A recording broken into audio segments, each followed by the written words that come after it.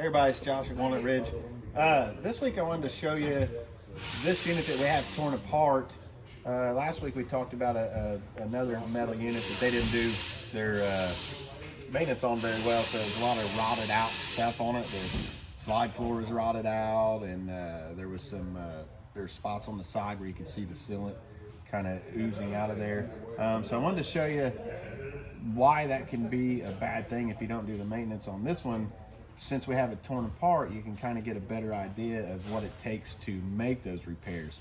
So you can just see from just the setup we have right now in the shop, in this long piece of metal, you have all these ladders and scaffolding set up, and it took 5-6 guys to put that top piece on because it's so flimsy. You gotta have everybody up there, but it's also because it's just so long to get on there. It's very, very awkward to maneuver. But if you don't do the maintenance stuff and you start getting the leaks, especially around the corners, you can see how much stuff has to come off to be able to get to, even just the studs to replace stuff. These set of studs here they're bunched up like that because there's actually a ladder that goes on the side here, so that's the support for them. But so if you're on the corners or under windows and you have to get that, all that metal has to come off to be able to get to it, and then it's hard to put back on. Another thing that's interesting about trying to service these kind of units, if you have a issue with maybe some intermittent electrical problems like lights or something that always seem to blow a fuse, but it's just kind of random, whether it'll happen, maybe you drive to the campsite and you get there and discover the fuse is blown, but then the next time you go out nothing happens.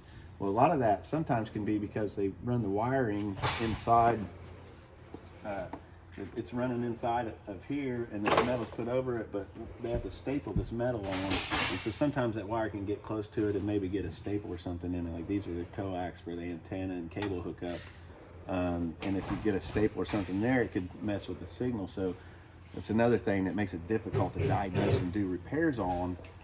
So just something I thought I would show you this week, since we had this and torn apart, just the insides of what's in there. Like, pull this insulation, you can see there's wiring for this electric outlet on the inside, and it's real close to the stud. So if a staple went through or missed, just hit the edge of the stud, it could possibly pierce that wire, and then you're going to have some electrical issues when you're out camping that may be just random things it's hard to diagnose and figure out. So important, do your maintenance so that you don't have to tear it apart, and then always be walking around and making sure everything looks right on it, and take care of that stuff before it becomes a problem, because something like this would end up being a very costly job to do the repairs on. So hopefully that'll help you. Hopefully you like seeing the inside of one every now and then torn apart, and when we get some more, we'll definitely share that with you. Thanks.